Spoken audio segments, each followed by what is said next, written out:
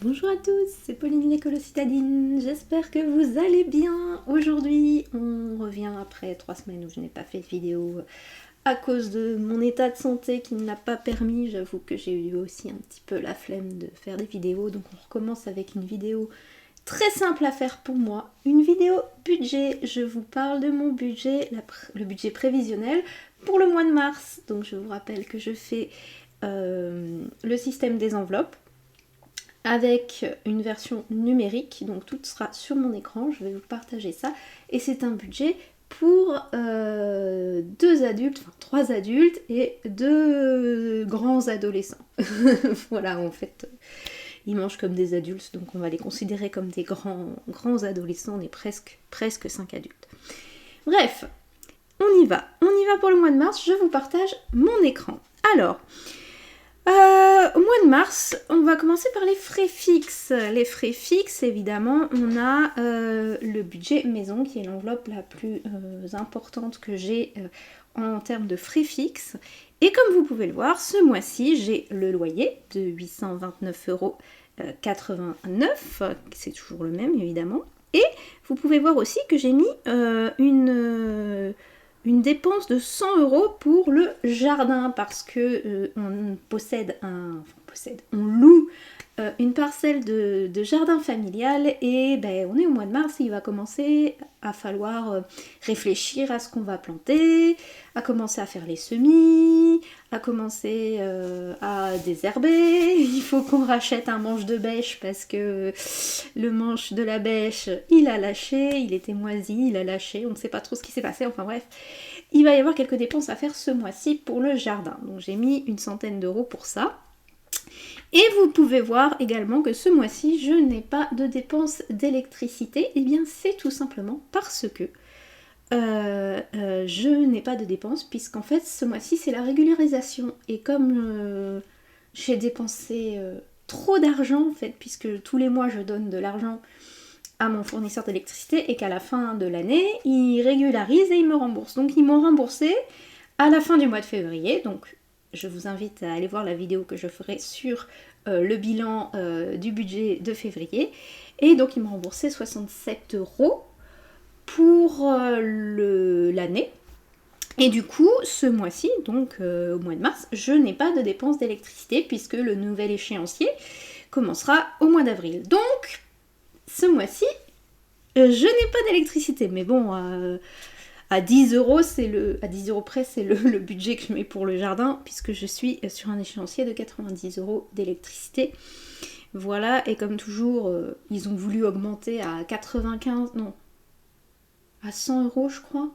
Et j'ai dit non, je ne dépense pas 100 € en électricité, donc j'ai rebaissé puisque j'ai la possibilité de leur demander de baisser les dépenses, enfin l'échéancier. Donc j'ai continué avec une dépense de 90 € par mois pour l'instant. On verra puisque les tarifs ont quand même augmenté et que peut-être que ce ne sera pas assez pour couvrir toutes les dépenses. Donc peut-être qu'en cours d'année j'augmenterai. Mais pour l'instant, à partir du mois prochain, mois d'avril, je serai toujours à 90 € pour l'électricité. Mais ce mois-ci, je ne paie rien puisque j'avais trop payé avec mon échéancier. Bref, donc pour la maison ce mois-ci, on est à 992,89 € de prévu. On continue toujours avec les frais fixes, avec les dépenses de téléphonie. Alors là, ça n'a pas changé, c'est toujours 51,97 € pour nos 5 mobiles. Et le forfait internet, voilà, donc je ne change rien à ça, c'est toujours la même chose. On continue avec les frais fixes transport.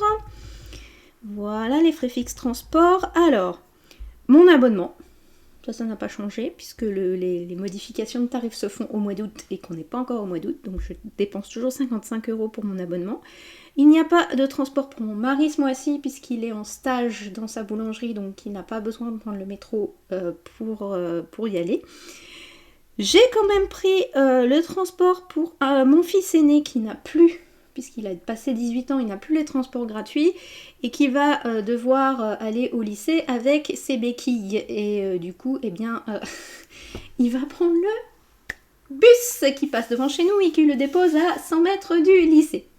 Voilà, donc j'ai pris 2 fois 10 tickets pour lui. Je pense pas qu'il en ait besoin d'autant, parce qu'en fait il devait être opéré au milieu du mois, et en fait ça a été décalé d'une semaine, donc il devrait avoir qu'une seule semaine à prendre le bus pour le mois de mars. Mais en plus c'est même pas sûr qu'il puisse y aller tout de suite, parce que en fait l'année dernière il s'est fait opérer pendant les vacances, donc il a eu une petite semaine on va dire pour... cicatriser un peu avant d'apprendre à utiliser ses béquilles. Là maintenant il sait utiliser les béquilles, ça c'est pas un problème, mais par contre peut-être que le lendemain ou les 2-3 jours qui suivront l'opération, il sera pas en état d'aller au lycée, parce que franchement il a beaucoup de mal à marcher avec ses béquilles quand il s'est fait opérer l'année dernière. Là c'est la même chose mais sur le 2e pied, donc je pense que ce sera pareil, ça va être un peu compliqué pour lui dans les premiers jours.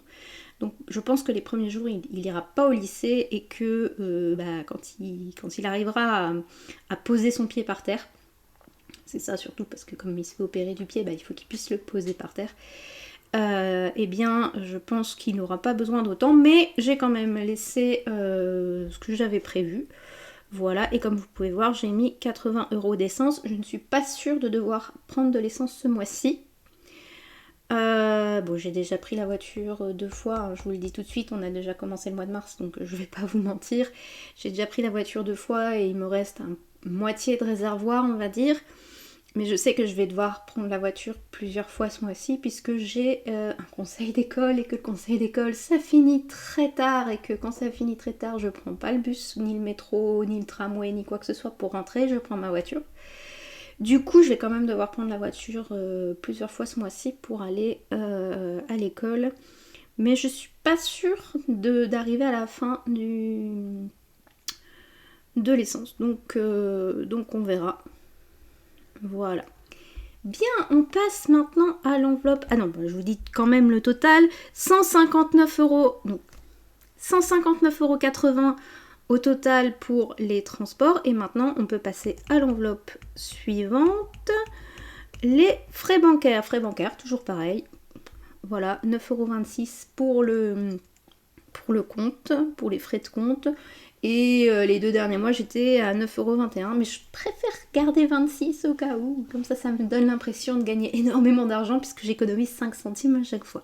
Donc voilà, les frais fixes bancaires, ça change pas, puisqu'on n'a absolument aucune dette ni quoi que ce soit qui pourrait nous demander des frais bancaires. Donc voilà. On continue avec l'enveloppe assurance. Donc assurance, ce mois-ci, mois de mars, on n'a que les complémentaires santé.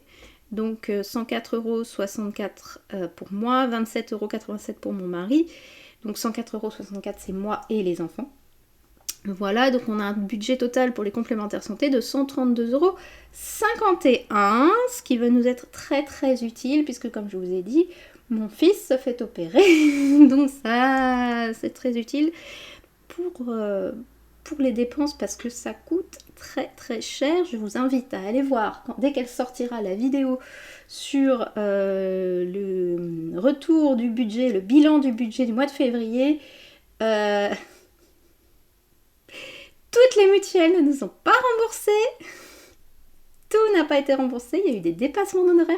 Je vous dis, le mois de février, ça a été un mois un peu stressant. J'étais malade et en plus, on a eu énormément de dépenses. Mais en mars, normalement, il n'y a que une opération pour mon fils et normalement, c'est pas mal remboursé. Il me semble pas qu'on ait déboursé beaucoup d'argent l'année dernière, donc ça devrait aller. Mais bon, les complémentaires santé sont là pour ça. Voilà, on passe ensuite à l'enveloppe frais fixes, frais professionnels. Donc comme d'habitude, je me mets moi 20 € parce qu'il va falloir acheter un petit peu d'ingrédients pour faire les gâteaux d'anniversaire du mois de mars.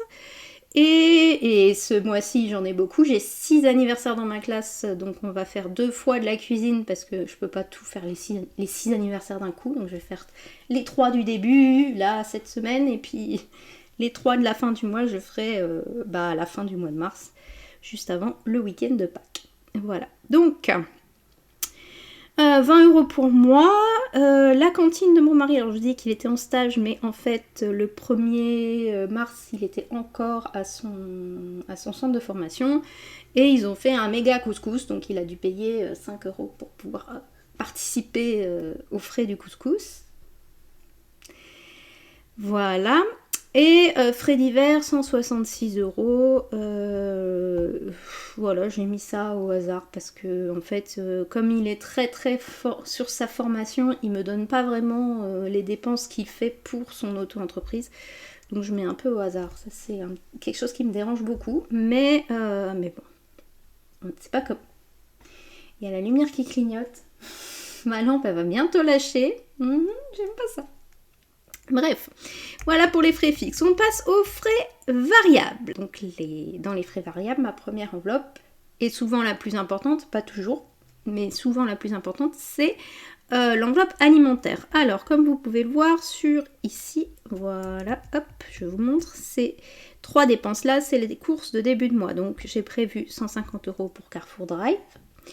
50 € pour le Carrefour Market, tout ce qui est légumes frais, voilà. Et 200 € pour Métro, parce que ce mois-ci, on doit recharger le chocolat et que ça coûte un peu plus cher. Donc j'ai mis un peu plus.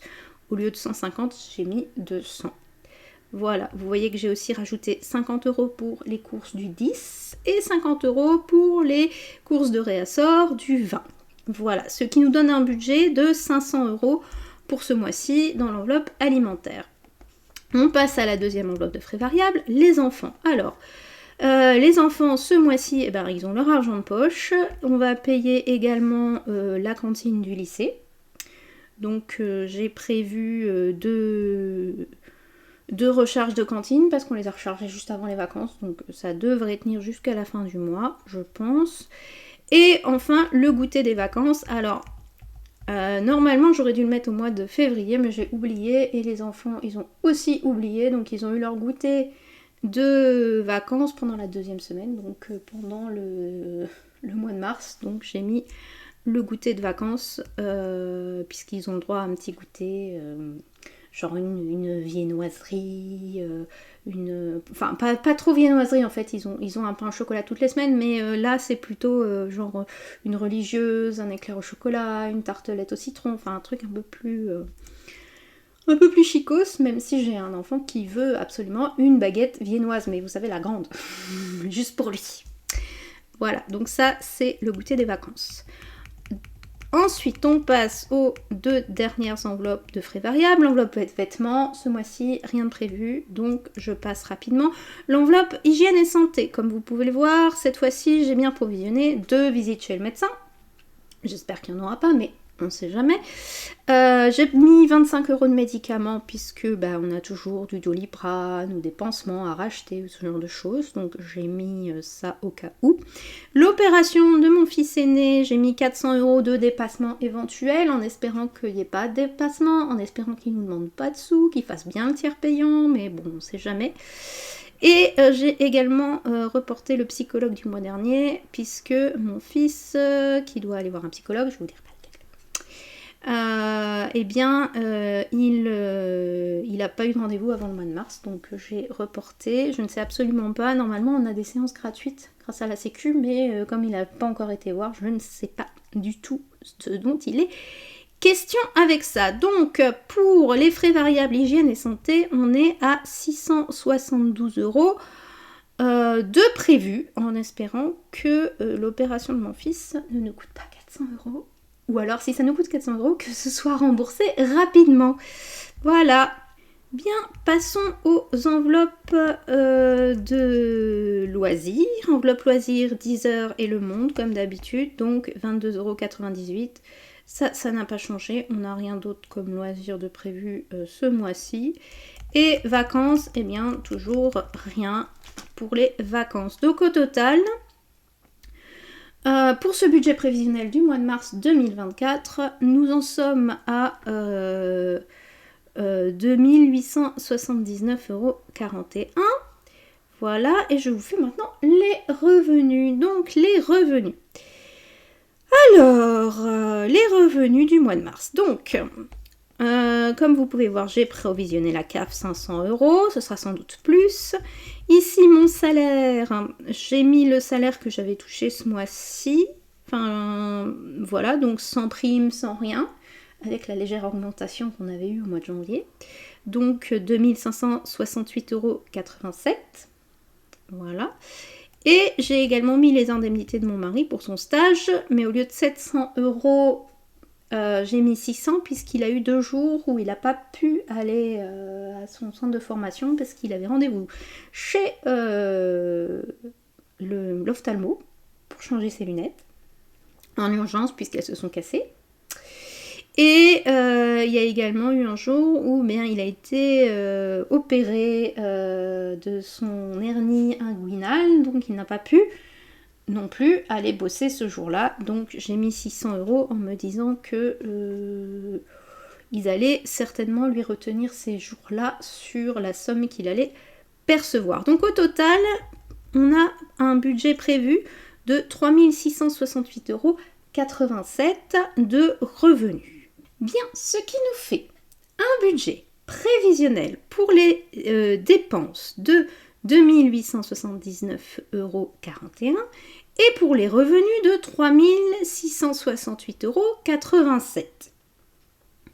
Ce qui devrait nous laisser à la fin du mois un reste à épargner de 789,46 €. Voilà, ça fait pas beaucoup d'épargne ce mois-ci. J'espère vraiment que la sécurité sociale et la mutuelle vont rembourser les lunettes de mon mari ce mois-ci, parce que le mois dernier on a payé bonbon et il n'y a rien eu de remboursé du tout, ce qui n'est pas normal, parce qu'il y a quand même un minimum qui doit être remboursé, même si ça ne rembourse pas la totalité, il doit quand même y avoir un minimum de remboursé. Et on n'a rien eu du tout pour ça. Donc, voilà pour le budget de mars. Je vous donne rendez-vous le mois prochain pour faire le bilan de ce budget. Est-ce qu'on a dépensé autant? Est-ce qu'on a gagné autant ou plus ou moins ou... Voilà, est-ce qu'on a réussi à épargner 789 € ou pas? Voilà pour ça. Cette vidéo est maintenant terminée, j'espère qu'elle vous aura plu. Si c'est le cas, n'hésitez pas à laisser un petit pouce en l'air, à vous abonner à la chaîne, à partager cette vidéo avec vos amis, pourquoi pas, et à aller voir mes autres vidéos, surtout les vidéos budget, comme ça vous verrez un petit peu qu'est-ce qui change d'un mois sur l'autre pour mon budget. J'espère que vous allez passer une excellente journée et je vous dis à la prochaine fois. Au revoir!